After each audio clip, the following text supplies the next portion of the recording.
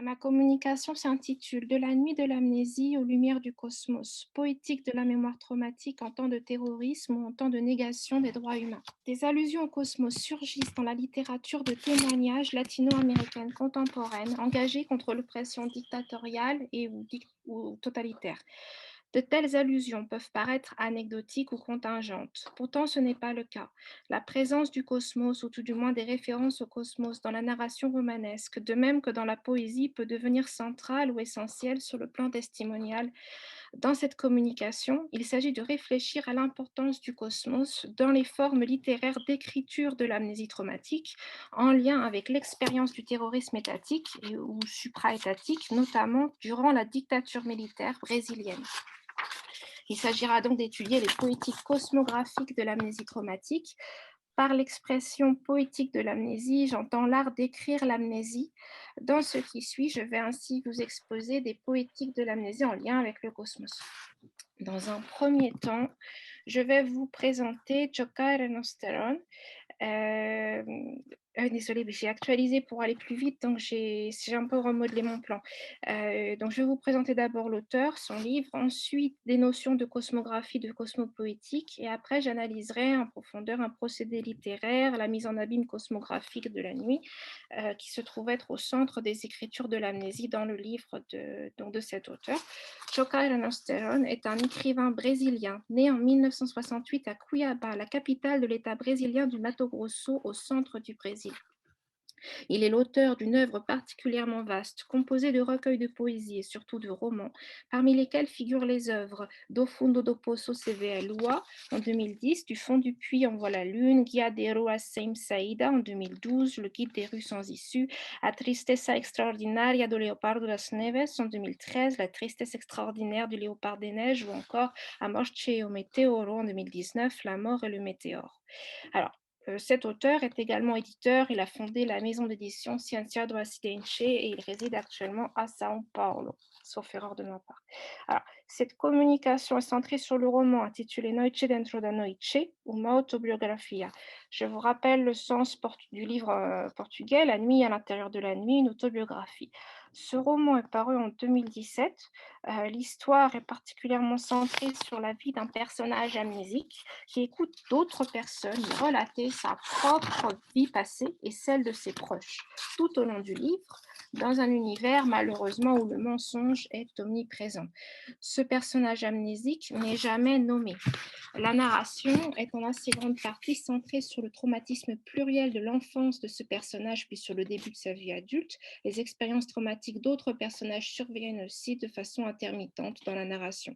Il est possible de considérer le personnage amnésique comme le personnage principal du livre, même si le récit tend en fait à être multifocal, multipolaire sur le plan narratif. Il est centré alternativement sur le passé supposé du personnage amnésique, relaté par différents personnages, mais et sur le passé d'autres personnages. Donc il y a différents pôles ou foyers autour desquels se construit cette narration. Et vous pouvez voir dans un petit tableau un aperçu des personnages essentiels de cette histoire. Sur le plan thématique, l'amnésie s'avère centrale dans ce livre. Donc, je disais, durant l'hiver 1975, lors de son enfance en pleine dictature militaire au Brésil, le protagoniste perd sa mémoire après des traumatismes importants. Je préfère éviter de vous dévoiler tous les secrets de cette histoire dramatique au cas où une personne souhaiterait lire ce livre. En toute généralité, je précise juste que ce traumatisme est en grande partie lié à la violence extrême qui s'est abattue sur le Brésil, en particulier durant les années de plomb, en temps de terreur collective. Au fondement du traumatisme psychique qui semble sceller l'amnésie du personnage principal, il y a une tragédie, la mort d'enfant, une mort qui n'aurait pas dû advenir. Comme le souligne la professeure Rita Oliveri Godet dans son analyse de Noite dentro da Noite de Jokai Renosteron, le récit en question permet, je cite, d'explorer les limites de la représentation d'expériences extrêmes, fin de citation, pour donner à voir, je cite, un univers labyrinthique, spectral et violent, fin de citation, afin d'étudier les poétiques de l'amnésie, en lien avec des expériences historiques extrêmes en temps de terrorisme étatique et supra-étatique. Je vous propose une perspective particulière. Je vous suggère de commencer par définir le concept de cosmographie. Alors, la cosmographie désigne littéralement les écritures du cosmos, J'entends par cosmos le ciel et ses éléments, depuis l'atmosphère terrestre jusqu'au ciel profond, aux autres planètes, dans le système solaire et au-delà, aux autres galaxies. Les premières œuvres de cosmographie remontent à l'Antiquité. On peut penser par exemple à un ouvrage grec de l'astronome Ptolémée, dont la traduction latine ultérieure s'intitule Cosmographia. Il existe des œuvres sur la cosmographie en sciences, notamment en cartographie, mais aussi en théologie. On peut penser à une fresque du mur nord du cimetière de Pise, la Cosmographia Theologica du mosaïste et peintre italien Pietro di Puccio, qui aurait débuté en l'an 1389.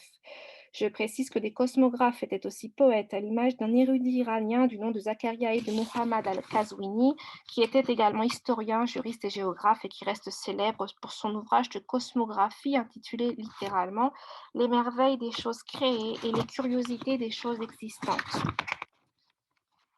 En ce qui concerne le genre des textes cosmographiques, je vous propose donc la définition suivante, un peu simple. Il s'agit de textes qui présentent des références au cosmos.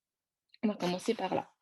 Alors, dans un ouvrage intitulé Reading into the Stars, Cosmopoetics in the Contemporary Novel, paru récemment en 2018, le professeur de littérature Florian Klager introduit la notion de cosmopoétique en lien avec le roman contemporain. Spécialisé en littérature anglophone, Florian Klager déclare au début de son livre qu'il existe dans la culture occidentale une longue tradition de lecture des étoiles. Pour introduire ce qu'il entend par cosmopoétique, il part de la notion de cosmologie métaphorique ou métaphorisée, donc metaphorized cosmology en anglais. À ses yeux, l'analyse cosmopoétique suppose de parvenir à lire, déchiffrer ou interpréter la présence d'éléments du ciel en littérature, comme les étoiles, la lune et le soleil, par exemple. On peut remarquer que Florian Klager recourt au suffixe poetics au lieu du suffixe graphia dans le titre de son livre. Il introduit la notion de cosmopoetics dans son ouvrage au lieu de la notion de cosmographie. Comme ce professeur analyse des romans anglophones contemporains, son analyse cosmopoétique s'inscrit dans une optique littéraire. Ce n'est pas nécessairement le cas de la cosmographie. En effet, le suffixe graphia s'avère assez général. On peut repenser à l'œuvre de Pietro di Puccio, la fresque préalablement mentionnée. La notion de graphia excède les bornes de la littérature. À partir de cette brève présentation des notions de cosmographie et de cosmopoétique, il est temps d'étudier leur importance dans Noiche dentro de Noiche de Giocare Nosteron. Dans l'œuvre en question, le champ lexical du cosmos a une dimension allégorique. Une multitude de termes cosmopoétiques, au sens de mots qui font référence au cosmos dans une perspective littéraire, sont introduits. Giocare Nosteron reprend une myriade de termes donc, issus du langage d'un peuple amérindien, les Mbia Guarani. Ce peuple est présent en Amérique du Sud, notamment en Amazonie brésilienne. L'auteur construit son œuvre autour d'un mot cosmopoétique en particulier, le terme piare, riepipe, piare. Je vous liste dans un tableau le vocabulaire des Mbia Guarani auquel Giocare Nosteron fait allusion dans son œuvre en les définissant. Je vous traduis la définition des termes depuis le portugais du Brésil. Alors ainsi, Coetisoro, c'est la première étincelle à scintiller dans l'obscurité. Coeti, la tombée du jour engendrant des étincelles. Coesaka, la lueur obscure s'invitant dans les ténèbres, la clarté crépusculaire du petit matin suivie du lever du jour. Karu, l'aube qui pointe complètement, le soleil scintillant jusqu'à la tombée du soir. Alors je ne vais pas tout vous lire. Le Ka Arupiti, le cap vers le coucher du soleil. Pitur Para, le cap vers les ténèbres, l'obscurité. Pitumbi, des étincelles perçant la faible lueur, et ensuite les ténèbres qui se répandent uniformément. Pitumba, la survenue totale de la nuit. Piare, la nuit qui se densifie. Piare Pora, la nuit déjà avancée, vieillie. Piare Pite Rire, l'aube. Piare Riepipe Piare, je cite et je traduis, la nuit à l'intérieur de la nuit, l'instant le plus dense de l'obscurité qui précède l'aube incertaine, l'instant le plus noir de toute existence, quand on se demande s'il sera le dernier, quand aucun présage ne laisse subsister l'espoir d'un lendemain, l'impasse. Fin de citation. Dans mon tableau, les termes ainsi définis par Giocare Nosteron, en référence au langage des Mbia Guarani, ont une dimension allégorique dans son livre. La littérature tend à redoubler, ou plus généralement à accroître la signifiance des mots selon le contexte narratif dans lequel ces mots sont insérés ou selon le poème considéré. C'est bien le cas ici, en ce que la nuit dont il est question n'est pas tant synonyme d'obscurité périodique due à la rotation de la Terre autour de son axe, ces degrés de nuit, laquelle s'avère plus ou moins dense, et à l'inverse, les variations d'éclat de la lumière de l'aube qui combat les ténèbres jusqu'à les vaincre à l'aurore, traduisent une lutte par le biais de l'écriture. La lutte contre le mal de l'oppression dictatoriale ou totalitaire et contre l'aveuglement mémoriel, ce que je vais aborder dans la suite de mon exposé. Un terme cosmographique, en l'occurrence la nuit, est au centre de Noite dentro da Noite. Ce mot apparaît jusque dans le titre portugais du livre, puisque dans cette langue, il signifie littéralement la nuit à l'intérieur de la nuit. Dans son titre, l'auteur crée une mise en abîme de la nuit. Le procédé de mise en abîme n'est pas cantonné à la littérature, il est également présent dans les arts. Le chercheur Patrick Pécaté distingue trois catégories de mise en abîme, en l'occurrence la forme libre, la forme liée et la forme récursive. Pour définir la forme libre de la mise en abîme, Patrick Pécaté explique, je cite, un tableau représenté dans un tableau, quel que soit son sujet, et plus généralement une image quelconque incluse dans une autre image, sont des images en abîme. Fin de citation. Il décrit aussi la forme liée de mise en abîme de la sorte, je cite, l'image mise en abîme n'est plus quelconque, elle doit représenter une certaine corrélation avec l'image qui la contient. Fin de citation.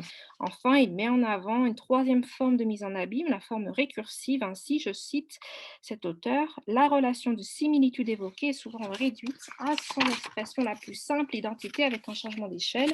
L'image inclusive est alors une version plus petite de l'image contenante.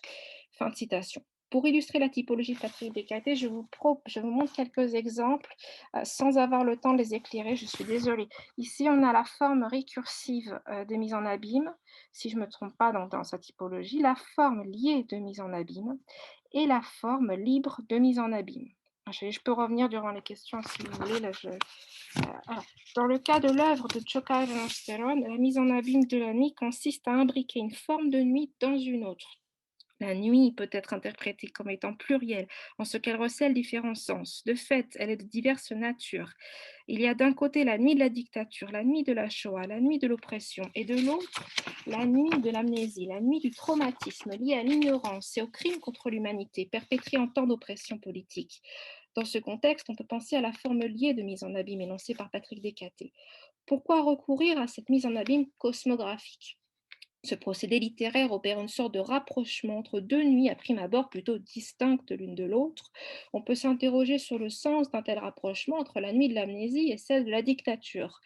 Comme le souligne la chercheuse Christiane Echekfia dans un article dédié à l'œuvre de Chocaira Nosteron, je cite et je traduis cette autrice depuis le portugais, la perte de la mémoire du personnage paraît se confondre avec une immense amnésie collective qui se superpose à des histoires violentes du passé récent et lointain. Fin de citation.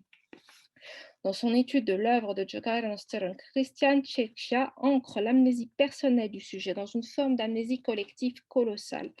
Par analogie, on peut lire dans Noche dentro da Noite l'imbrication de la nuit de l'amnésie du protagoniste dans la nuit de l'amnésie collective.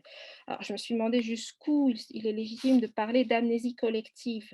Les parents du protagoniste amnésique mentent considérablement, même si j'adore la citation de cette autrice, mentent considérablement donc les parents du protagoniste à leur fils. Hannah Arendt dénonçait le mensonge collectif organisé en temps de totalitarisme. À la lecture de Jogaila Nosteron, on peut songer à la pensée de cette philosophe américano-allemande et l'appliquer au cas de la dictature militaire brésilienne, d'autant plus que Jogaila Nosteron tisse un lien entre le nazisme et la dictature brésilienne dans son roman Fleuve. La nuit dans la nuit engendre en fait différents degrés d'aveuglement personnel et collectif. Il peut s'agir d'un aveuglement mémoriel, mais pas seulement. Des voix se sont élevées pour dénoncer l'apagón cultural, c'est-à-dire littéralement l'idée d'une extinction culturelle qui a lieu à divers degrés en temps de terrorisme étatique et supraétatique. Si l'on éteint les arts et les littératures, les lettres, on éteint des formes de mémoire, la mémoire littéraire, la mémoire artistique ou des mémoires dites culturelles. Il y a bien des liens avec la mémoire, mais l'aveuglement créé par la pagone culturale n'est pas seulement mémoriel. La mise en abîme de la nuit évoque différentes formes d'aveuglement existentiel, donc plus généralement.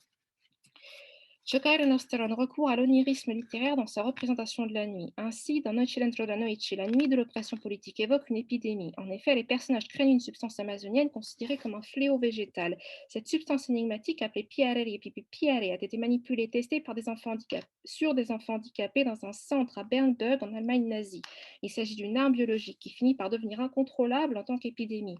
C'est ce fléau évocateur de la nuit qui fait le lien entre des temporalités terriblement traumatiques de l'histoire. Il semble souder la nuit nuit de la Shoah à la nuit de la dictature militaire brésilienne. L'auteur décrit ainsi une forme de continuité de la nuit de l'oppression, d'autant plus que les personnages n'arrivent pas à fuir cette nuit, quelle que soit sa nature, le nazisme ou la dictature militaire. Ils passent leur temps à fuir d'un pays à un autre, d'une contrée à une autre perpétuellement, mais nul ne semble pouvoir échapper à la nuit de l'oppression et presque tous sont condamnés.